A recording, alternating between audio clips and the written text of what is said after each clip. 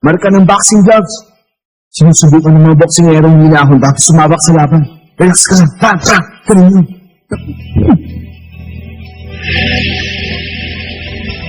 Relax ka lang. Uminahon ka. Relax ka lang. Tatandaan ko na lahat. Gamitin na lahat ang natutunan. Tama na. Kailangan may pakita ko sa rito lahat ang natutunan ko. Lahat ang pinagkila kong sunod ng 2 taon. Lahat ang kaya kong gawin! Tigil mo na yan, ha? Gusto mo ba magka-injury bago pa magsimula ang laban?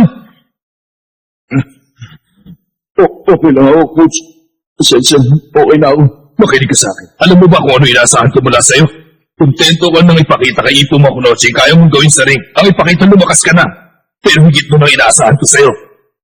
Maniwala, magandang kondisyon at fighting spirit mo ngayon. Ito ang magiging pinakamagandang laban mo. Pero higit sa lahat, umaasa akong mananalo ka. At makakaya mong kunin ang belt. Yun ang inaasahan. At mula sa blue corner, pumapasok na si Hammer now. Magsisimula na ang laban sa pagitan ng dating magkasama. 8 laban, 8 panalo at 5 KO. Ito ang first time niya sa Korakuen Hall. No, dito ko na! Kaya mo yan! Idol ko na! Magsishare kami! Hindi ka na Kaya mo yan! No, kaya mo yan! Tao! Hindi ka namin pababayaan! Lalaban tayo! At ang susunod na papasok, ang champion, si Ito Makunochi. Merong 13 KO mark sa kanyang trunks. Madagdagang kaya yan?